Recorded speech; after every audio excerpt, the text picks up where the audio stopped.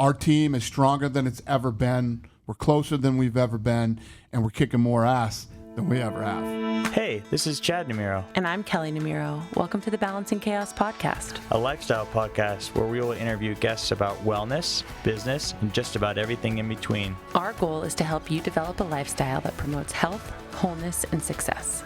Through our conversations, we hope to inspire you to live a beautiful, full, and joyful life as you navigate balancing the chaos. We hope you enjoy.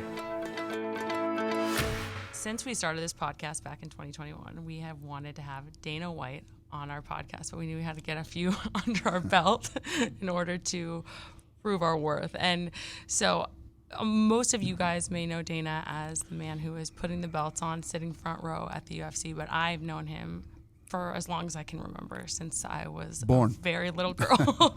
Since you were born. He is one of our best family friends and the president of the UFC. Without any further ado, please help us welcome Dana White to the show. Thank you for being here. No, thanks for having me. Right at the top, before we get into the details, the story broke that Tom Brady was considering coming to the Raiders. I think you broke it. And I heard Davis say something about, oh, those are just stories, what have you. Tell us about that. I bumped into Davis for the first time since that story came out at the Bellagio on Sunday. We were both having dinner at Prime, and that's the first time we've seen each other since then. And obviously he wasn't happy that story came out, which was I got put on the spot by Gronk on ESPN. And so I was, there's stories that I was negotiating the deal. That I never negotiated anything. I don't negotiate for Tom Brady, but I set up the meeting for those guys to talk. And I'm the one that definitely talked Brady into coming to Vegas. Brady was absolutely coming to play for the Raiders. No disrespect to Carr, but that might have been nice. Obviously, you're a devout Patriots fan, as he everyone knows. He won the Super Bowl that year. Gronk, so it was him and Gronk that were supposed to come. They were both supposed to come to Vegas and play for the Raiders. Wow, that might have done it. Thank you for that. It would Thank have you been for incredible indulging for the me. city. Incredible for the city. Yeah. So, like I said before, I've known you forever, and I think that most people see you like living this really amazing life. You're an amazing businessman. You are sitting front row at UFC events, but I think a lot of people don't know about your upbringing, and I know a little bit about it. But can you tell us about like where you came from on the East Coast, kind of all of that, and did you always love fighting? Yeah. So my family's from the East Coast, from everywhere from Boston, Connecticut, Maine, all over the East Coast. And we being me, my mother, and my sister, moved to Las Vegas when I was 9 or 10. My mother was a nurse, and Vegas paid nurses more than anywhere else in the country at that time. So that's why we came here. And I've been very fortunate that I got to bounce back and forth between like summers on the East Coast and living in Vegas growing up, and I got the best of both worlds. My dad's parents lived up in Maine, and I have tons of cousins up there, and I fell in love with it at a young age. And I ended up, my grandmother lived in a trailer on a piece of property that she paid rent on. I bought the entire street that she lived on. I own the whole street that we used to live on, and half of the other side of the street too. And I built this great place up there that me and my family go, and me and my friends, we do guys trips up there, and it's incredible. And yes, I have loved fighting my entire life. It's so weird because it's like half the battle in life is figuring out who you are and what you want to do for the rest of it. And, some kids go to college because they're told if you don't, you won't amount to anything, but so all these kids go to college, but don't know who they are and don't know what they want to do. So they end up with some degree that they don't even use half the time. I've been very fortunate in that I knew exactly what I wanted to do, and I went after it. I think I was going to ask you that anyways, because for me, my parents really wanted me to go to get a higher education, to go to USC, go to NYU, get your MBA, and I did all of that. Right. And I don't really use it in my everyday work. And that's not to say that some people don't. I totally respect the fact that they do. But what are your thoughts on, because as a health coach now, I use all of my, integrative nutrition coaching degree. And so what are your thoughts on higher education? Do you think that's going to change for the younger generation? Do you think it's 100% necessary for people who want to be entrepreneurs, let's say? It's interesting. You know, a lot of the entrepreneurs were guys who dropped out of college or didn't do well in school. And, you know, you either have that mentality and the drive to be an entrepreneur or you don't. Going to college isn't gonna give it to you. You either got it or you don't. And yes, the thing that I like about college is, you know, there's a couple of things that you do have. You learned a lot, obviously, and you have the confidence, you know, under your belt that you did achieve all of that. And it's not easy. You got to work hard, and you have to have a certain level of that drive in you to get through college, and the level of college that you went to. So I don't think there's a right or wrong answer. I think it's a fit, whatever fits for you. For somebody like you to not do what you did would be a shame, actually, because you have the opportunity to do that. So the things that you think you don't use in your everyday life that you learned in school, you will find out later that you do. Like, I'm really good at making money. I just don't know what the hell to do with it. I grew up broke, so I got like 19 cars, and I have a lot of dumb shit. Okay, dumb shit that broke guys spend money on when they make money. So, unlike your father and your uncle, who are great investors, That's not true. I'm an idiot. I blow all my money. I swear, you're right though. I think about it, like, if I take a step back and I'm like, okay, wait, I did take entrepreneurship classes. I did take things like that. So maybe that is what helped me set up my own business in the first place, like, and give me the confidence, like you said, to do so. So 100%. Sure. And you'll end up using a lot of the things that you learned later on in your life, and as your business grows, there's things that you'll definitely take out of what you learned in school. That's what I thought. I thought it was all theoretical, but you'll go through life, and at times you realize some of it is practical. You say, oh, wait, yeah, I remember what I learned, and you end up using it. Yeah, for sure. So tell us about your work life prior to the UFC, because I know you were a bellman. I think you dropped out of college twice, right? Yep. And you just always knew you wanted to be in the fight business. 100%. So when the last time I quit my job at the Boston Harbor Hotel, I was 19 years old, and I hated that job, which is weird because those are hard jobs to get, and they're supposed to be everything that you want out of life. You got a 401k, you got great health insurance, you make cash every day, and you know the whole deal. People in Boston love those kind of jobs and stay in them until they die. I knew it wasn't for me. I hated it. I was standing in the lobby one day, and I was like, the fuck am I doing here? I got to get the hell out of this place, man, or I'm going to wake up and be 52 and still be standing in this lobby. You know what I mean? So I literally walked out that day. I quit, and there was this guy named Peter Welsh, who was a local legend in Boston, street fighting and boxing and everything else, and he was working out of this gym in Southeast. So I tracked this guy down. Not a guy you want to be tracking down either, but I did, and I approached him and said, I want to work for you. I want to learn everything there is to learn about the fight business. And the crazier thing is that he took me in and worked with me. And he was sort of like my, whatever you want to call it, my college, my NBA, my sensei, my, whatever you want to call it. He was that guy for me. And we're still friends to this day. But, yeah, that was the beginning. Then when I ended up going back to Vegas, I was in Boston. And when I was like 25, I came back to Vegas. And you're going to see this as your life goes on. Everything in life is about timing. And the weirdest thing, the Corrigan family. Yeah. So Adam Corrigan was marrying Leah Corrigan. Now, when I was in high school, I didn't have a car. So I either had to walk to school or get a ride. Adam Corrigan picked me up and drove me to school every day. Every day this dude drove me to school. He's the nicest kid in the world. So he's getting married. How am I not going to go to his wedding? I have to go to his wedding. Right. And I had to go by myself. So I go to his wedding, and I bump into your father and Lorenzo. Okay? Seriously, first time we've seen each other since high school. Since high school? Yeah. Wow. We haven't seen each other since high school.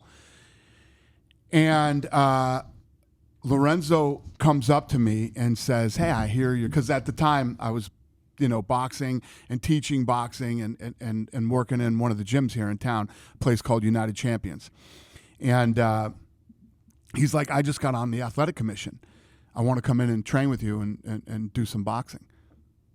No problem. So he comes in Monday, and your father came in later that week, and we've been together ever since. So wild. So if I didn't go to that wedding, or if that wedding didn't happen, who knows if I would have ever bumped into your father and your uncle.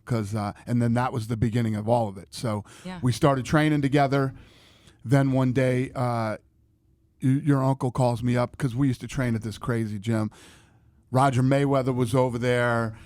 One Kick Nick, like all these lunatics were over at this gym, and I used to bring these guys in to train at this gym. So your uncle calls me one day and tells me hey, come meet us over at Fertitta Enterprises, which wasn't the old building. It was a different one right up the street. They were in a smaller office. Okay. They were in an office complex. Okay. And I go in there, and they rolled out the plans for Fertitta Enterprises, the building on Sahara that ended up being behind In-N-Out Burger. And they said, do you want to build a gym in here? And I was like, oh, hell yes, let's do this. So that was when we built the first gym, and that was when it all started. And then that was in 1996 or 7. And then you guys went down to was Louisiana? You saw the first fight? Well, what happened was... what was your knowledge of the UFC around that time? I was managing fighters at that time and doing whatever I could do in the boxing business. And me and your father were out one night at the Hard Rock, the old Hard Rock. And we're out drinking, hanging out, and we saw this guy, John Lewis. And your father's like, oh, that's that UFC guy. And I said, yeah, I know him. So we went over and talked to him. And your father said, I've always wanted to learn grappling. So we set up an appointment on Monday to train with him. And Lorenzo came too. And we started taking jiu-jitsu, and we became obsessed with it. So we started training 3-4 days a week. And through John, we met a lot of the fighters. And I started negotiating contracts for Tito and Chuck.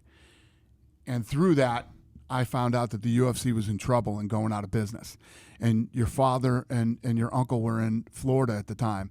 And I literally called them and said, you're not going to fucking believe this, but I had just been on the phone with him, and I was trying to get more money for Tito. And finally, the guy, his name was Bob Meyerowitz, he fucking blew up and said, there is no more fucking money. He said, I might not even be able to put on the next show and this and that. And I was like, holy shit. So I called them down in Miami, and I said, hey, the UFC's in trouble, and I think we could buy it, and I think we should.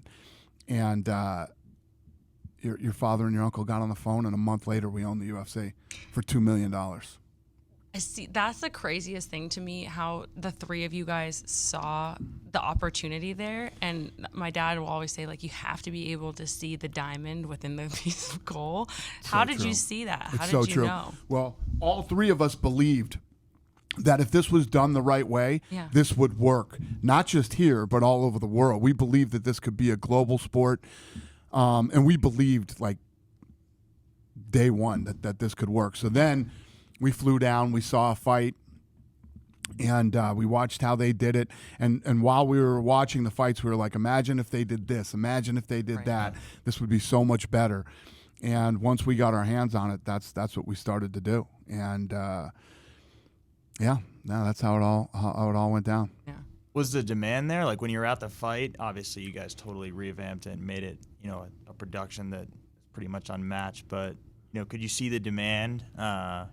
Could you see all the opportunity? I mean, if you looked at how I hate to shit on these guys, but if you look at how bad of a job they did, and how there was still this good energy in there, and we definitely saw that this could be tweaked and brought to the mainstream. The hard part was going to be getting this thing sanctioned by the athletic commissions, but Lorenzo had so much respect in the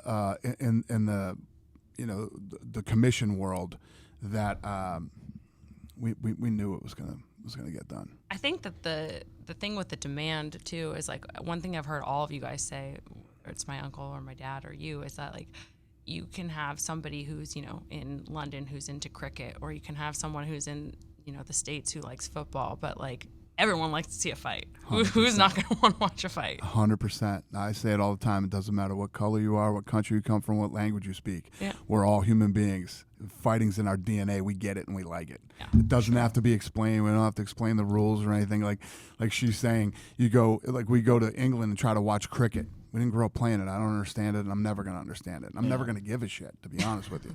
And that's how they feel about American football, baseball, and other sports that we have here. But fighting works everywhere. And God forbid you find somebody from a country who becomes a world champion, the entire country gets behind them.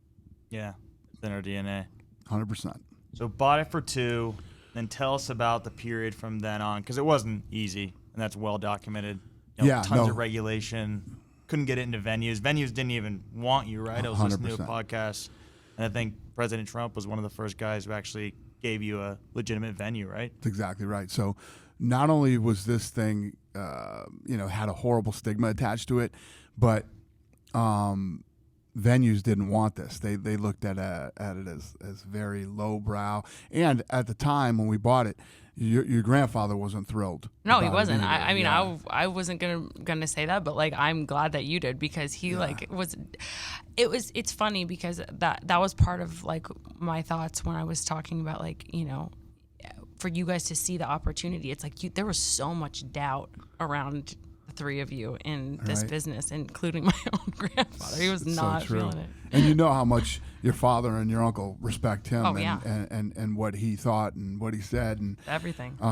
But it's just another testament to what a great man your grandfather was, that he still supported it, you know, even though he didn't believe it. And then once it started to turn the corner, and it's a testament to what this business is. Well, he told them I was wrong and you were right. Yeah. And congratulations. But venues didn't want us. Trump gave us our first real good venue deal over at the Taj Mahal in Atlantic City, and then we were on our way. We just started knocking down states and venues one by one. Now this year, we're on our 25th consecutive sellout, and we've broke every arena record there is out there. Amazing. Yeah. It's been a long, hard road, and originally the Fertitta brothers put in, almost $40 million. They were upside down, and there were times when, we had to go over and get checks from those guys, and they weren't too fucking thrilled to be writing checks at the time. But they stuck it out. They stuck with it, and the last $10 million that they invested went into the Ultimate Fighter. They're like, this is it. We're going to give this thing a shot. If it works, good. If it doesn't, that's a wrap. It's over. Because at one point, Lorenzo called me one day. I was in my office, and he's like, I can't keep doing this to my family and blowing all my family's money on this thing, man. Get out there and see what you could sell this thing for. And I was like, oh, shit. So I started calling some guys, and I called them back at the end of the day, and I said, maybe we can get $5 or $6 million for this thing. And they were already in this thing $30 million. You know what I mean? And he said, okay. We hung up the phone. The next morning he called me and said, fuck it. Keep going. Keep going. Yep. And there were a couple of shaky times. There was one time that we had to get a check from your father. I can't remember how much the check was, $1 million or something that we needed from him. And Lorenzo said, I'm not even going to go to him. I'll just write it myself. So Lorenzo wrote the check and didn't even ask your father for the check. There was a lot of that type of stuff starting to go on before it took off, and we, really made it. Yeah. But I think it's also like, it says a lot about having intuition with something and knowing, like, intuitively trusting that this is going to work out. Like, we know that this is going to work if we keep putting the right people behind it, the right mindset behind it. I think that we knew it was the right thing. The big question with anything is, again, timing. Is the timing right for this thing? And it ended up being that the timing was absolutely perfect. The timing couldn't have been any better. Yeah. Boxing was on the decline. If you look at technology has really been our friend. Helpful, you know what I mean? 100%. Yeah. I mean, to be able to stream this thing now all over the world instead of having to cut all these different TV deals with all these different countries. Yeah. It couldn't have been better timing. Yeah, I mean, when I was a kid, I remember growing up hearing like about the legalization of each state. So that was like a big challenge. And then pay-per-view was a big challenge. And so I think that as businesses grow, there's always going to be things that are challenging. There's always going to be a new thing that you can learn and grow from. Is there a challenge that UFC is going through right now that you can tell us about at all? No, I mean we're really cranking on all You're in a cylinders steady right streak. now, and what's happening now is it's become so popular that there's so many smaller leagues out there. Yeah. That the amount of talent that we have coming through the pipeline is bigger and better than it's ever been, which is the key to this entire business. So that was one thing I was also thinking about, is that I feel like for so long there's always been a new up and coming person, whether it's Tito, then Chuck, then Anderson Silva, John Jones, like all these people, and you've been able to pick them out. How do you know who's got the star power? Yeah, it's one of the things that I've been pretty good at. Not just finding the guys, but building them into stars. Yeah. We were just talking this morning. This kid just fought on the Contender Series on Tuesday. Not this one, but earlier, and his name's Joe Pfeiffer. And literally, everybody's talking about this kid right now. Then we just had a 17-year-old kid, the youngest ever, win on Tuesday. Wow. And everybody's talking about him now. So we've been very good at creating buzz around these young guys that come in and finding new programming, whether it's looking for a fight or the Contender Series or the Ultimate Fighter, to showcase these guys. So millions of people see them before they ever set foot in the octagon. And some of them are just born to be stars, right? Like I've heard you talk about like a Connor. 100%, exactly. Ronda, Connor, even a guy like Anderson Silva, who didn't even speak English and but he beats people's asses. I mean, that when you fight like he fought and you're looked at as one of the best in the world, you don't have to speak well, you don't have to have charisma, you don't have to have any of that stuff. You just need to be able to fight. You go kick some ass. Yeah. Exactly. And now UFC is such a big brand. Like, I'm sure you guys, if there's one that's falling off, and that's getting older, it's like there's always the next one in line that's ready to come out. There's 3, 4, 5 right behind them coming up. It's true. So for years and years, it was exclusively male. Tell us about when women came into the sport. And I read something that said they're as big or bigger on these tickets at this point, right? It's true. So Ronda Rousey started everything. Ronda Rousey sought me out, said, I need to talk to you. We went back into a room. I had said women would never fight in the UFC.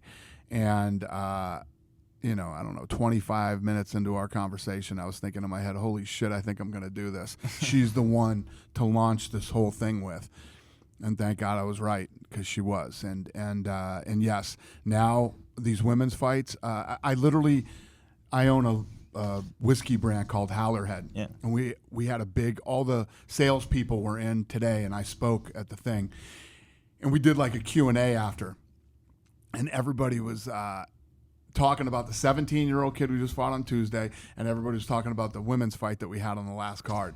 Like, people love to watch the women fight. And the one thing that I never saw coming is how badass and how technical all these women are right now. It's just, when women boxed, it was almost sort of a novelty, and, it would be fun because it was all offense and they had no defense, so they'd just be there, slugging it out and whatever. These girls that fight for us, I mean, Joanna Jędrzejczyk versus Weili Zhang is one of the sickest fights you will ever see in your life, let alone women.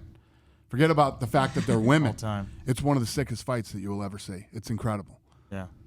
How many years now since females have been fighting? I want to say she came in 2010. Okay. Is that right? Do you know, Rhonda? Around 10? Yeah. Something else that's really surprising is that you guys, I heard somewhere that it was 50%, that you grew 50% in COVID when Yeah. every other Oh, sport yeah, was yeah. held on pause. Our numbers went through the roof in every way that you can smash records for your business. Yeah. We did during COVID. Yeah. So is that a strategic decision on your part, like to keep things obviously going when everybody else was taking a break? You got beaten to shit for it, too. Oh yeah. Well, there was definitely strategic, but more than that, it was I'm not laying off my employees. I mean, a lot of these Yeah. people who have been with me for almost 20 years. Yeah. And then the first time the shit hits the fan, I'm like, okay, we're going to lay 35% of you off. Yeah. There's no way in hell that's going to happen. So my big thing going through COVID, so people understand, was I have a really good relationship with the royal family in Abu Dhabi. These guys were testing. They were testing. Yeah. If they can test, we can test. right? Yeah. So I was like, the thing that pissed me off the most about COVID was how everybody just wanted to roll over and quit and hide and not find solutions to problems. You know what I mean? If you look at the history of this country, those are all the things that we don't do ever. And I am definitely not built that way. So we're going to figure out a way to get around this. And that was my mentality. I was going to, if I had to hire scientists from fucking Abu Dhabi or wherever to come over here and figure out how to make this happen. Then when we ended up going over there and doing Fight Island on Yaz Island, we had the only true bubble that ever existed during COVID. So meanwhile, while all these do nothing, know nothing reporters were talking shit about me, we had the only true bubble that existed. So the people that were on Yaz Island got there weeks before we got there and were tested multiple times, and they never left the island. Then we took the people that we were bringing over, tested them multiple times, and brought them to Yaz Island. And nobody left. Everybody was there until the fight was over, and then we would go home. So it was the only true bubble that really existed. Amazing. Even when the NBA did it in the hotel, they had people coming in and out, food being brought in. The employees went home at night and then came back. And people were getting sick. Exactly.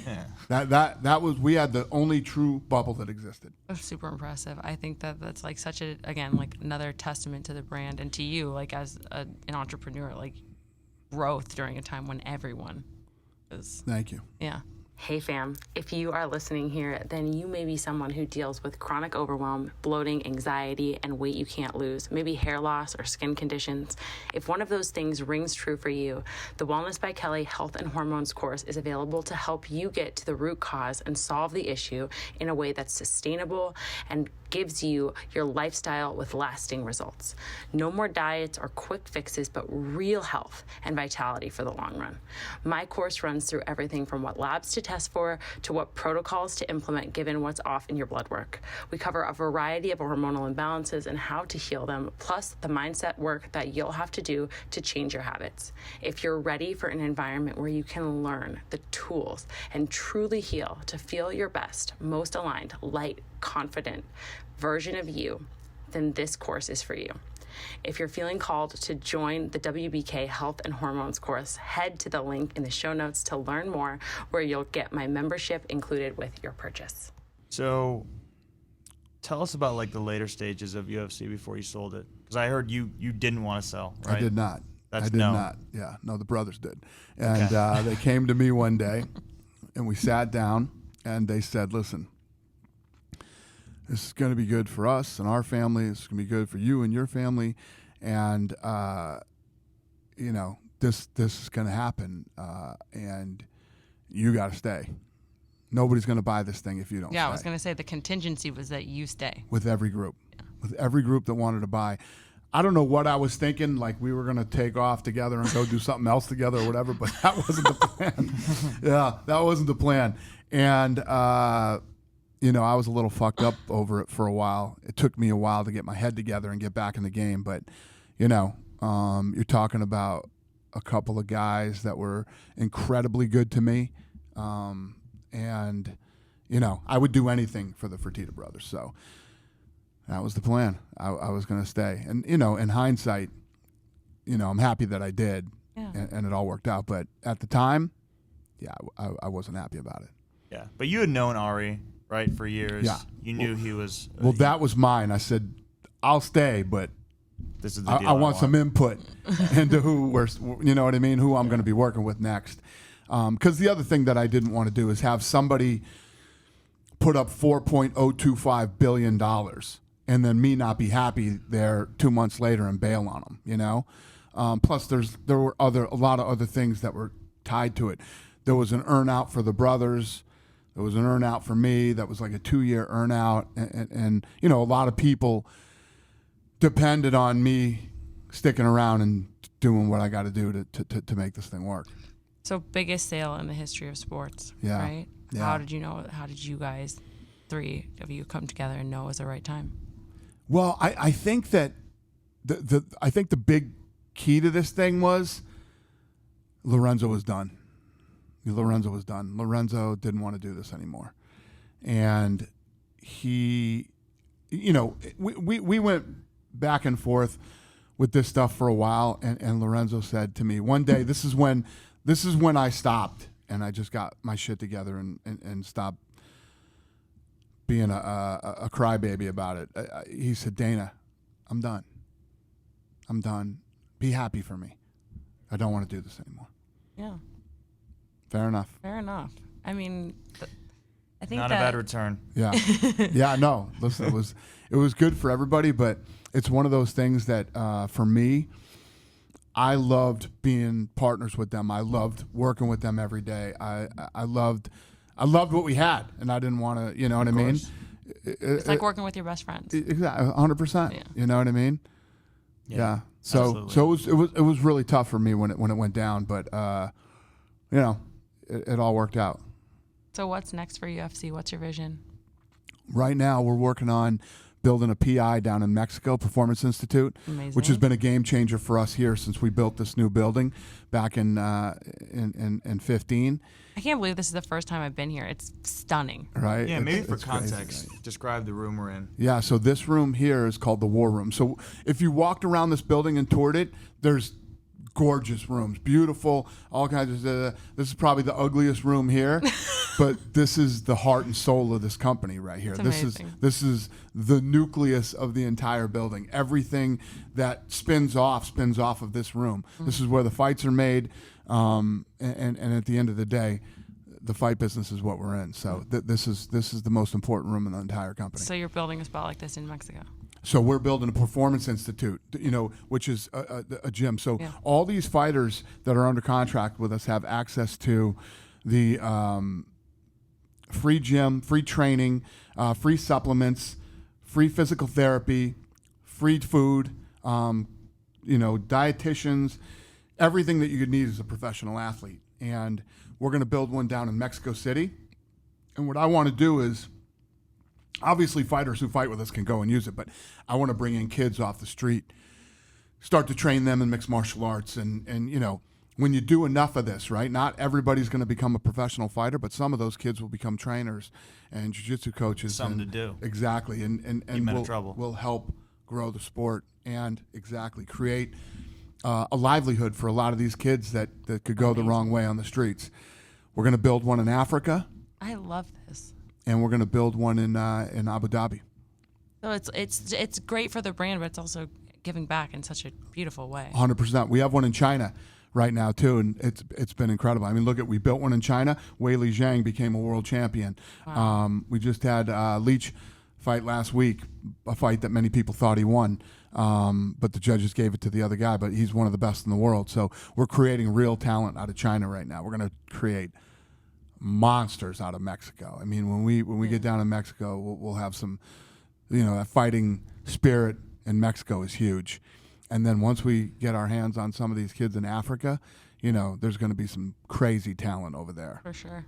Of all the people I know, you're probably the most authentic person I know. You don't care what anyone thinks. So can you tell me where you have gotten that confidence from, Dave? I don't know. I've never been the type of guy that likes to bullshit, and I don't like people who do, and I like being around, people ask me all the time, what's the greatest piece of advice you ever got? Who do you think gave me the greatest piece of advice I've ever got? Gosh. Your father. Is my dad, really? Your father.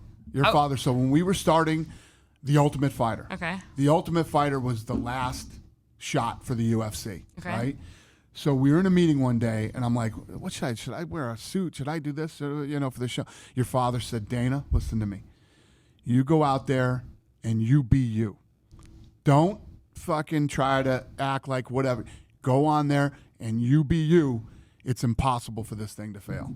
That's what your father told me. And that's why this brand is the brand it is today, because you are authentic, you're yourself. Well, thank you. So, I think that's a great piece of advice to give. Well, one of the things that drives me crazy is all the shit that's going on right now with all this woke nuttiness and all the stuff that's going on, right? First of all, one of the things that has made this company so successful is I voted for Trump, right? Mm-hmm. Now, Never once did I pump that through this building and tell people, vote for Trump, do this, do that. I did it on my own. I don't care who anybody voted for in this building. It's your God-given right as an American to vote for whoever you want. I don't care if you're gay. I don't care if you're trans. I don't care if you're this, that, or the other thing. Religion, Vaccinated. any of that stuff. Vaccinated, unvaccinated, any of that stuff. This is a free country. You do whatever makes you happy. You do you. You know what I mean? And we don't pump politics into this company. We don't pump religious beliefs. We don't pump any of that stuff. Only thing I give a shit about when you come to work every day is that you're focused on UFC. You're doing a good job. And Howlerhead. Other than that, I don't care what you're into. Good for you, and live your best fucking life. You know what I mean? We don't do any of that shit, and I don't try to put any of that stuff on the fighters.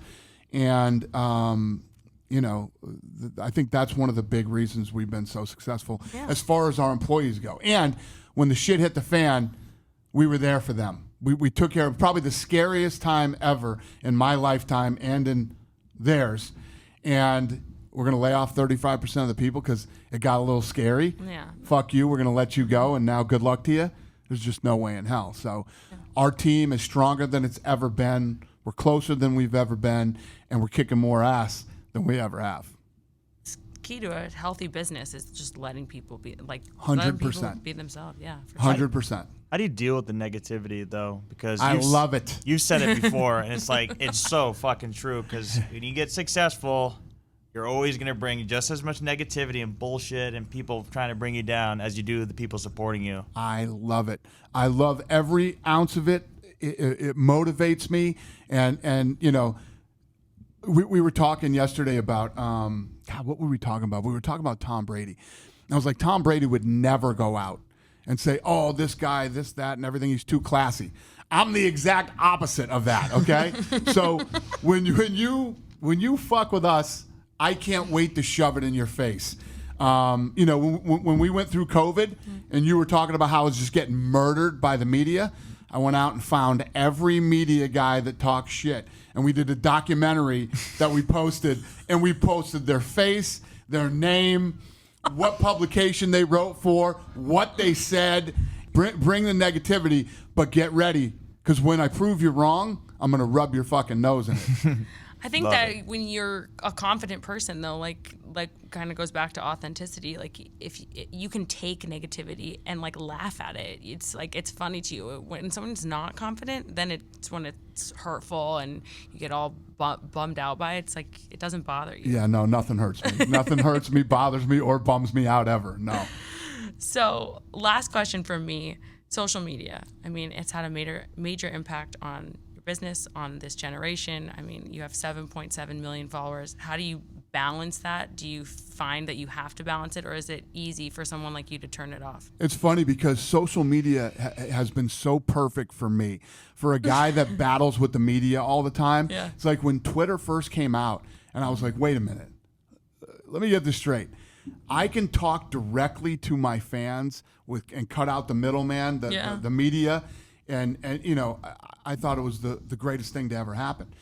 So I was one of the first out there on it and doing creative, cool stuff to interact with the fans, from ticket giveaways to cool behind the scenes stuff. And I loved it. So I've embraced it since day one, and I still do today. I mean, we started Fuck It Friday just messing around because I like food. Yeah. It is the biggest thing that I do, you know. And now that I'm keto, I film 10 episodes at a time. So I'll do 10 episodes, which gets me 10 weeks where I don't have to eat bad. And then I do 10 episodes, and for 2.5, 3 hours, I have the worst stomach ache ever. And then I jump right back on keto. So you do still have days that where like I don't call them cheat days, I call them treat days, like where you enjoy something. Well, here's the problem is that no, I don't.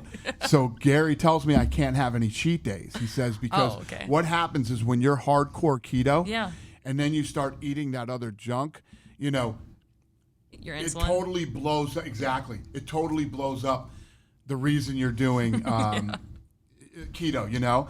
So no, I've been very solid and strict on keto. All right. And then, but every 10 weeks I got to do Fuck It Friday. I mean, that when we post that thing, It does 5 million views just from my social media alone. So think about that. 5 million views, and I have 7.7 million followers. Yeah. That's how big that thing is. So can I ask you this? You think that so 5.5 million views, they're obviously interested when you're eating shit. You think they'd be interested when you're eating keto? Like, would they be interested in your healthy eating? Well, I think that, honestly, I think that this podcast is going to help a lot of people. I think so too. I think that, and again, I have to reiterate that I am not that guy, and everything that I'm saying is absolutely true, or why the hell would I say it? This guy has changed my life in 10 weeks, and I guarantee you there's somebody who's listening right now, lots of people, who are going through the same things that I did, whether it's, horrible sleeping at night, snoring, sleep apnea, borderline diabetes, my legs, and the problem with my legs was bad blood flow. The circulation, exactly, from my diet. Yeah. And this guy can help you. Have you shared what you're eating now, like a day-to-day keto on your Instagram? I haven't. Instagram? No, this is the first time that I've talked about this. Fascinating. Yeah, so I love it. But everybody's blowing me up, going, "You lost weight. What are you doing? What's going on?" And all that stuff. 10X Health Systems. They're on Instagram. They have a website, and they have this thing where you can actually fill out the form, send your blood work in. They'll send you back your results of your blood work, very detailed, and then they tell you what supplements to get on and what to do. So you don't have to book an appointment with this guy. You don't have to whatever. You can go right through their website or their social media. And he's always on social media, with his seminars and dropping knowledge on everybody every day. So if you're fucked up like I was and you want to get fixed, don't go see your local doctor. He'll fuck you up even worse. Look at 10X Health Systems. Oh my gosh. We really hope that you enjoyed that episode. You can follow me on Instagram at Wellness by Kelly. And if you're new around here, you can sign up for the WBK 7-day free trial where you can get access to all of my low impact workouts, blood sugar balancing, plant-based recipes, and guided meditations, all available on wellnessbykelly.com and on the WBK app. Hey everyone, if you enjoyed that episode from Dana White, make sure to tune in next week for Gary Brecka's episode, whom you heard a snippet from in this segment as he takes a deeper dive into the Dana White health journey and his experience of Dana's remarkable turnaround. We hope you enjoy. Hey, thanks for listening. Please make sure you rate, review, and subscribe to the podcast. You can also connect with us on social media at Wellness by Kelly. Drop us a DM for who you want to hear from.